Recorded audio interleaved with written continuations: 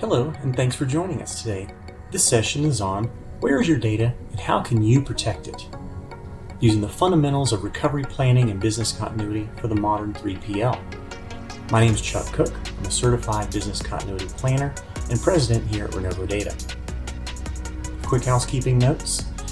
Please feel free to submit your questions as you think of them during this presentation using the Q&A button. Then, upon completion of this presentation, we'll answer your questions.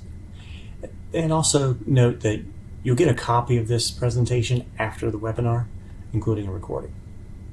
So let's get started. Now, whether you are a hardened IT professional or a business owner, business manager, this is a high-level presentation to get you to think about how things are going. For instance, who is responsible for the survival of your company in a data disaster? Where is your data these days?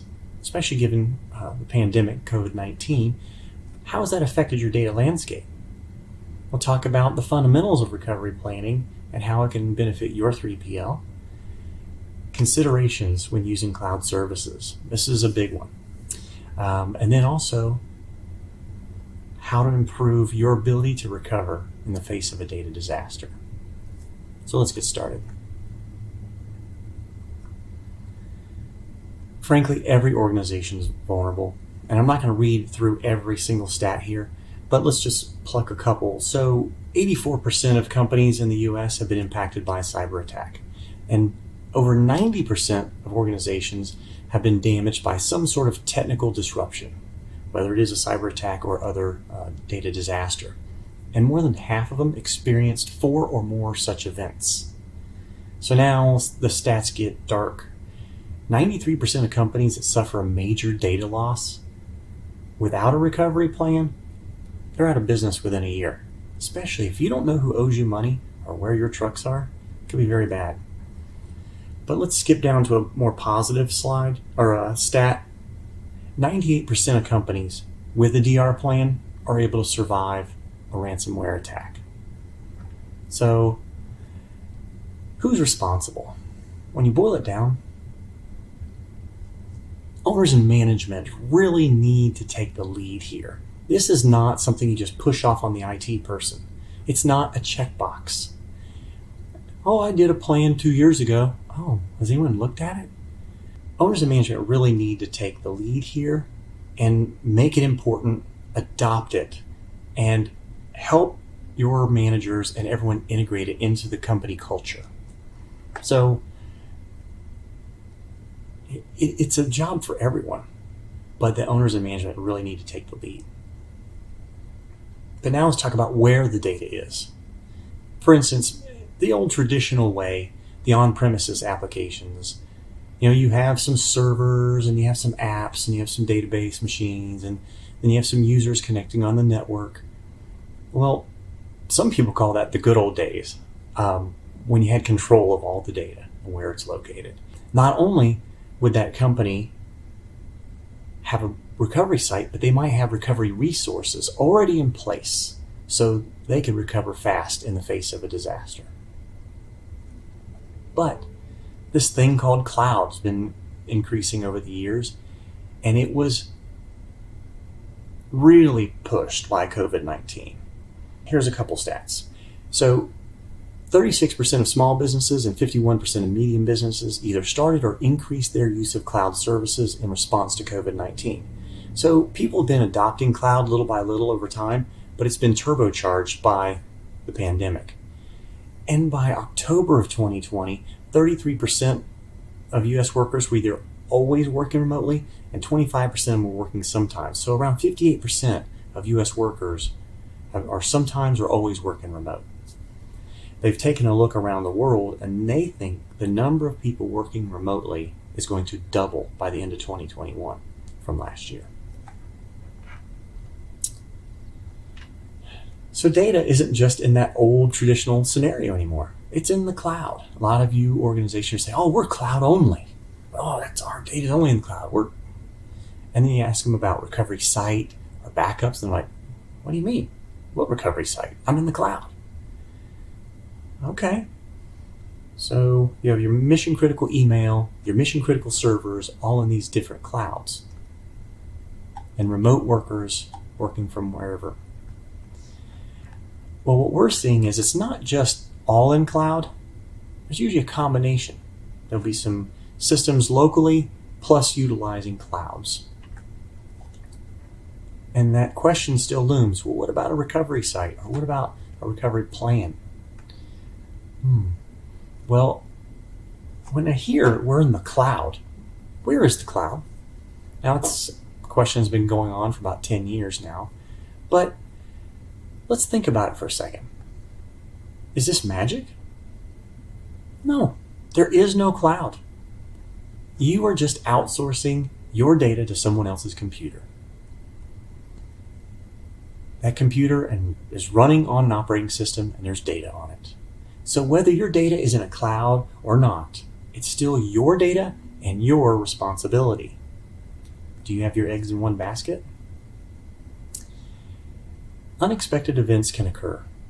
And these unexpected events are budget-crushing events. They're profit-crushing events. They can crush your company. And the old adage is, failure to plan is a plan for failure.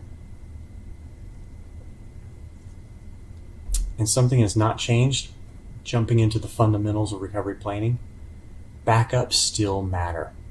Because if you have a server in a cloud or you're using a cloud app, you could still be infected, you could still have human error, accidental deletes, intentional, bad actors.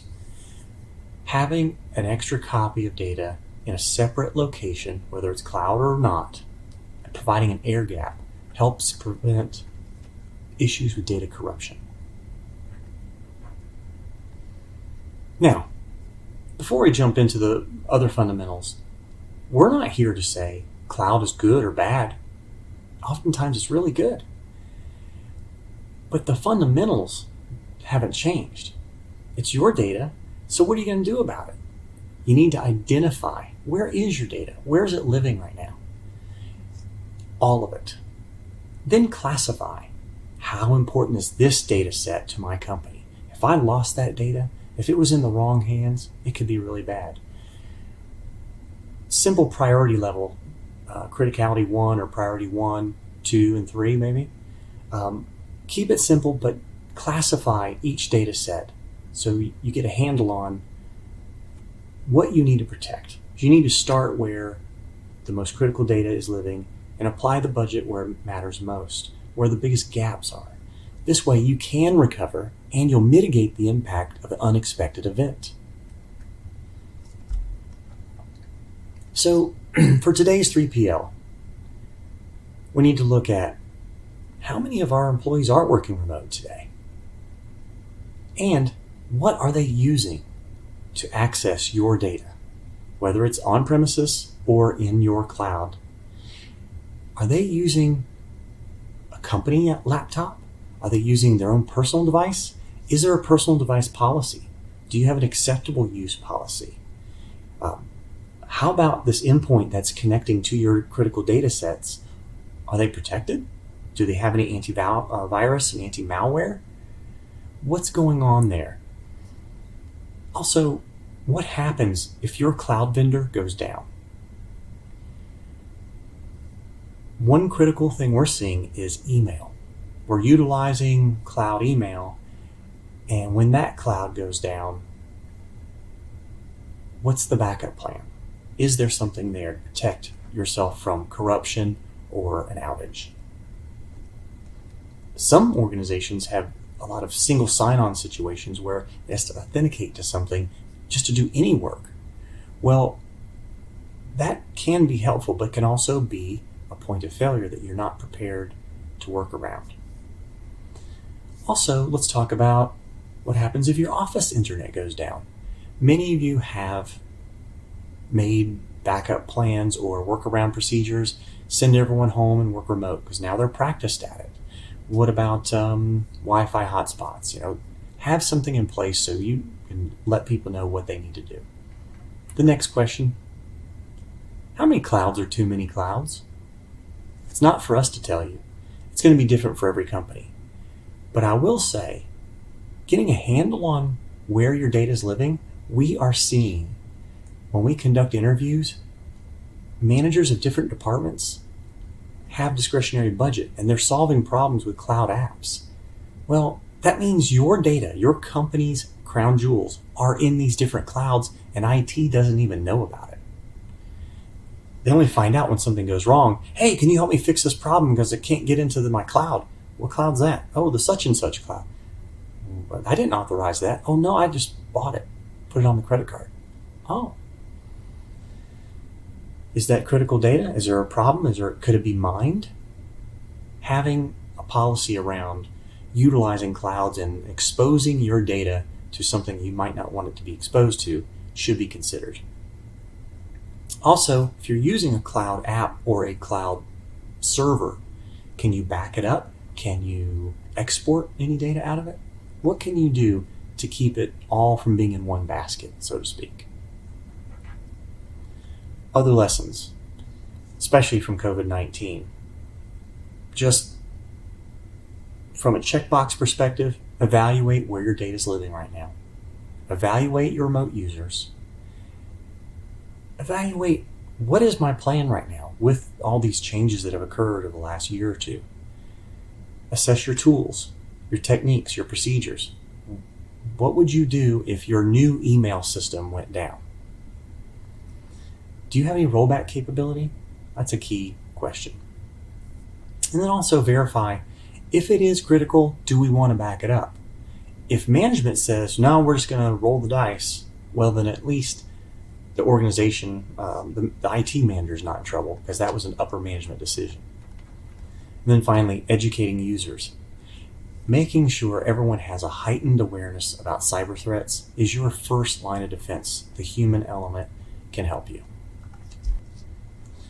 So I'd like to share a free resource on our website. It costs nothing. You don't have to register. You don't have to tell us who you are. Go to renovadata.com, scroll to the bottom, and you'll find a link to calculating your downtime. Just click the button, type in some numbers. This is all anonymous, by the way. Let's say it's a $15 million company, and let's say there's 30 people booking loads. You had a system outage of about 48 hours, and it took about 10 hours of labor to recover, and your IT was $120 an hour, and there was a few $1,000s in other costs, hard costs. You can get some hard system recovery costs, some soft costs, and boil it down to, it was about $1,887 an hour to be down. Now, a great way to use it is your revenue from a few years ago and then compared to today's revenue. Thank you for your time. We have a free ebook we'd like to offer you. It's the top 5 reasons why you need a DR plan. It has some valuable stats and info in there to help you build your own. You can just email us at info@renovadata.com and we'll be happy to provide it. Hope you enjoy the rest of your conference. Thanks. Well, I'd like to open up for questions right now.